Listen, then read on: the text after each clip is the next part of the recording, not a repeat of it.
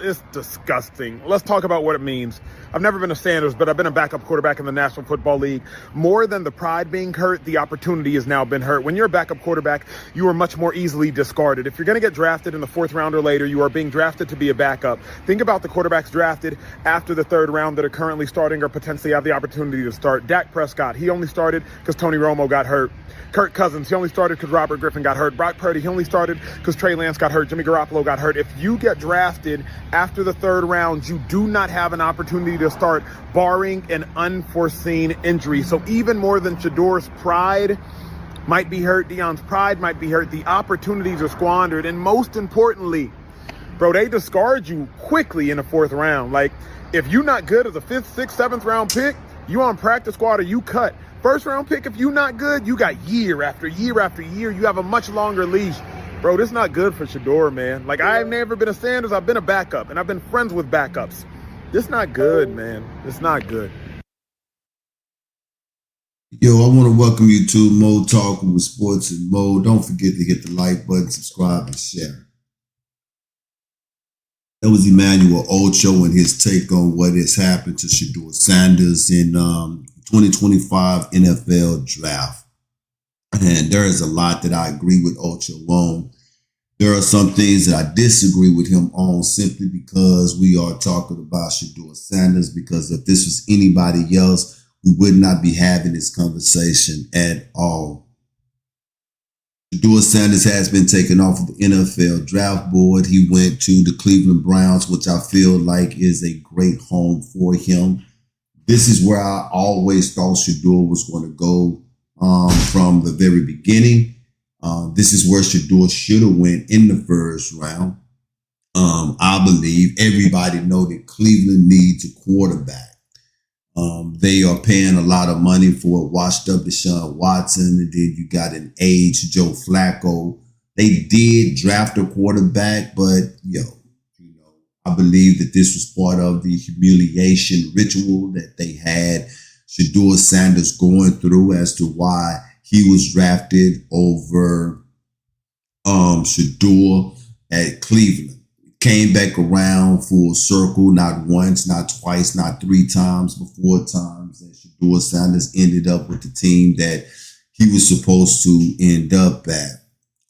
Cleveland is heavy in the quarterback position. But I do feel that with the skill set that Shedeur has, that we will see Shedeur on the football field this year. And I do believe that Shedeur has the ability to become the number one man there at Cleveland Brown.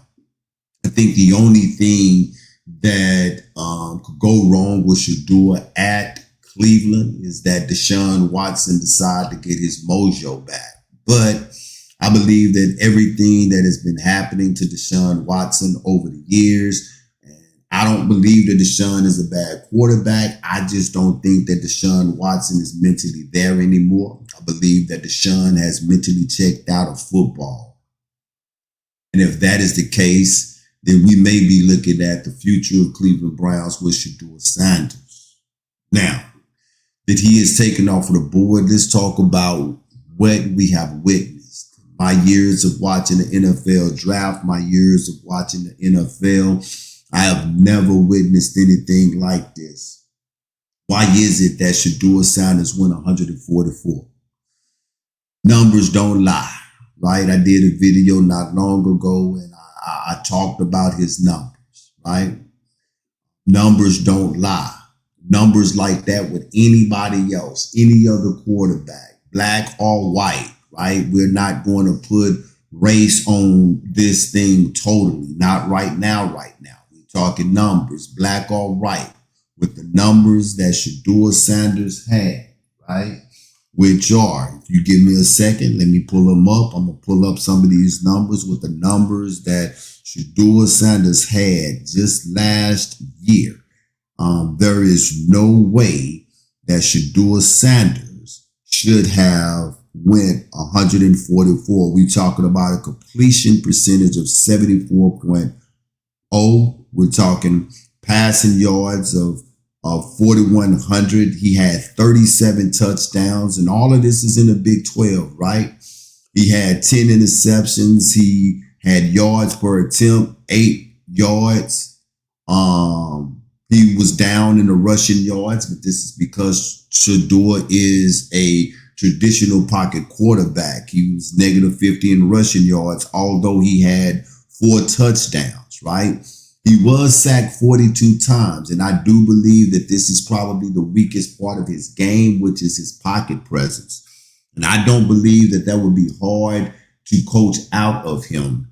One of the reasons he held the ball so long is because he was always looking for the big play downfield. But I do believe with him being in the NFL with linebackers and edge rushers that are as fast, that are as quick, and that is agile and hit like rhinoceros, I do believe that he would have an incentive of getting that ball out of his hand a lot quicker than he did when he was in college. He had a 168.2 quarterback ratings. All of this was in 13 games in Colorado. These type of numbers do not warrant any quarterback to go 144th in the draft. So what were we looking at? What was the problem? Okay, so we just eliminated gameplay. And what could it have been? A lot of people say that it was his arrogance. Well, let's talk about that. Where was Shedeur arrogant at? Because he know his worth. That's a problem. Well, nobody really had all that much to say about Johnny Manziel when he came out of college, right? And it's just maddening to me that when we as Black people know our worth and we're not afraid to talk about it, many want to call us arrogant. They want to say that we are cocky. They want to say that we are flashy. What's wrong with knowing your worth, right? Archie Manning knew Eli's worth when he came out. Archie said that he was not going to the Chargers. He did not allow his son to go to the Chargers. Archie orchestrated where Eli was going to go. Nobody had a problem with Archie being a father to Eli and understanding the system and understanding that he wanted his son to go to a better program. But when Deion says that he want to be hands-on with his son, everybody got a problem with it. Deion is too hands-on. Deion is too mouthy. Deion has too much say. That is a problem to me. That is problematic to me. Every father that has been hands-on with their child when it comes to us as Black people, the media, professionals, and all of these people have had a problem with it. They had a problem with Tiger Woods' daddy. They had a problem with the Williams sisters' daddy.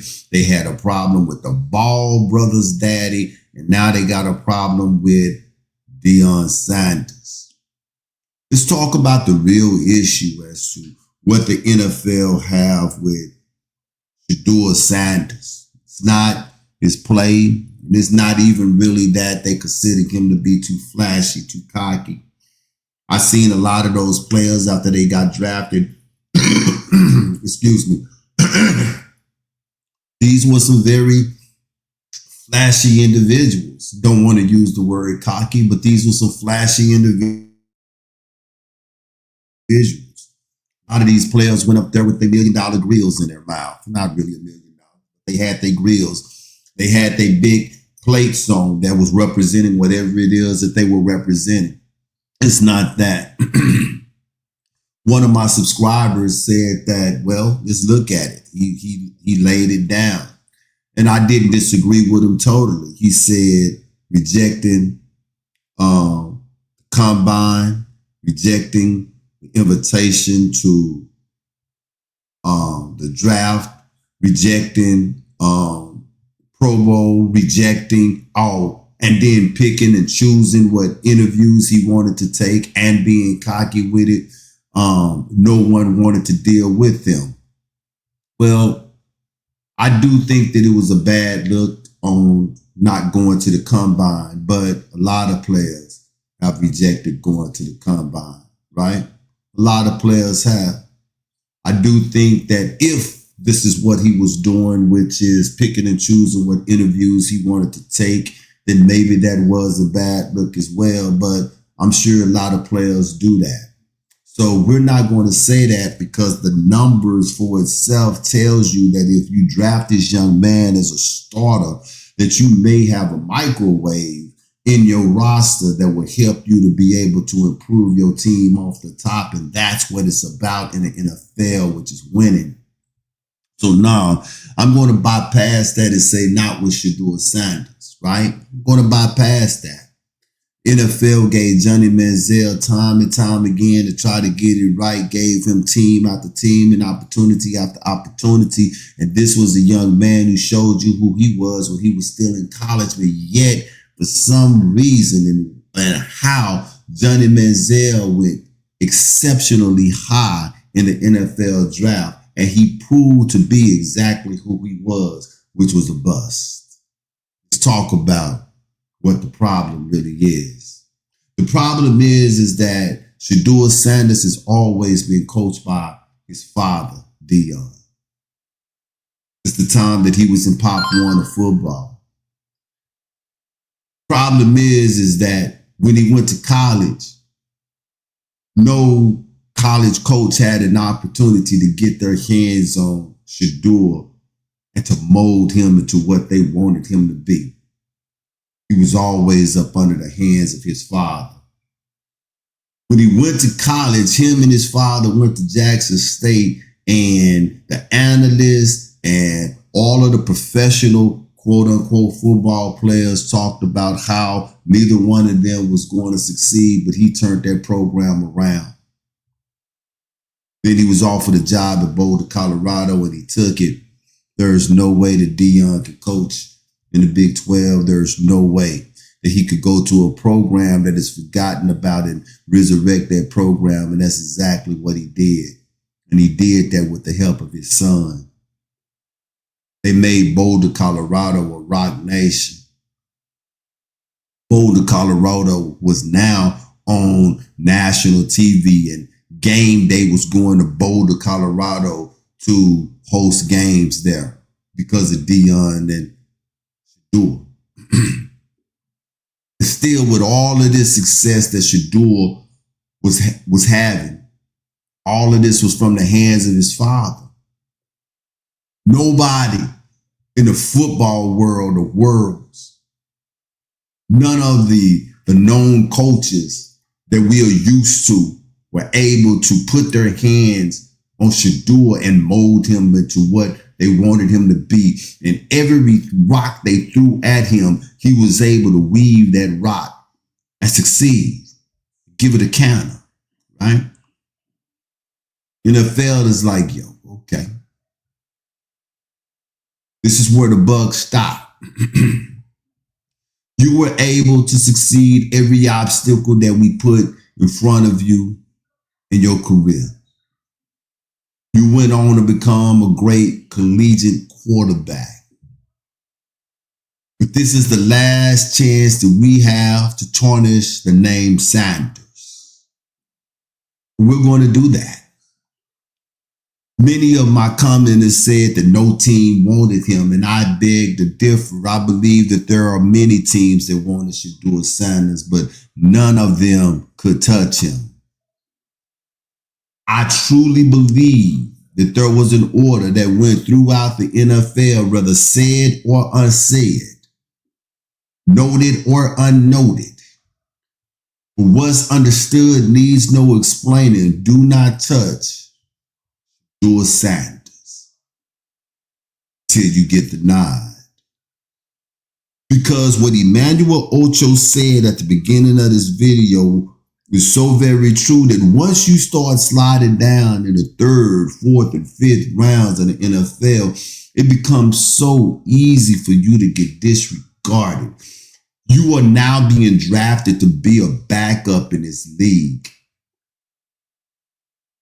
And if you don't have your stuff together as a fourth, fifth round pick in the NFL, you can now start sliding into a practice squad with 1 foot out of the NFL altogether.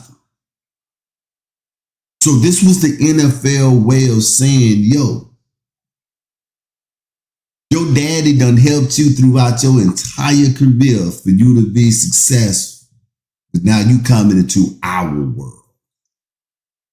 We not going to help you, Shedeur. You didn't want our help. College, you didn't want our help coming up.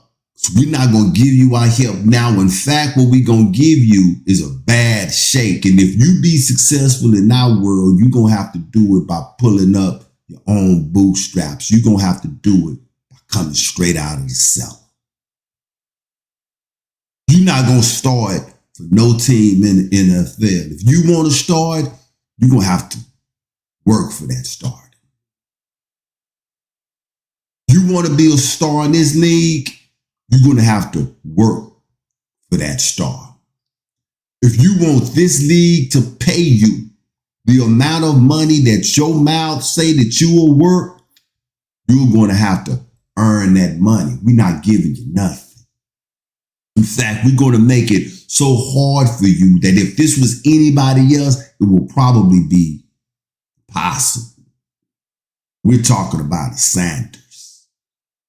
And I firmly believe that Shedeur Sanders is going to make the NFL regret the day they made him go wait for 144 picks, 143 picks, excuse me, before they drafted him. I believe that Shedeur Sanders is going to turn Cleveland Browns season around. If not this season, next season. I believe that Shedeur Sanders is going to be a quarterback that is going to be in this league for a long time as a winner. And Emmanuel Ocho is so very right about the quarterbacks. Dak Prescott, Purdy, right? There was also a quarterback by the name of Tom Brady who went 199th pick. And we never would have known who Tom Brady was unless Drew Bledsoe got hurt. He went on to become a Hall of Fame quarterback. Multiple Super Bowls. Now, I'm not saying that Shedeur is going to have multiple Super Bowls and that Shedeur is going to be a Hall of Fame quarterback, but Shedeur is going to be a winner, and he is going to make the NFL regret the day they made him wait this long. You mess with his money. First round contract compared to a fourth, fifth round contract. And not only that, what about his endorsements that you messing with? You messing with his name. You messing with his integrity. You messing with everything that has to come with you. You're messing with his brand. That brand was built. And as Dion said, those boys was built for this. You thinking that you breaking him down, and while you thinking that you may be tearing him down, you're actually making this boy stronger. This boy got calluses. Boy is not afraid of this.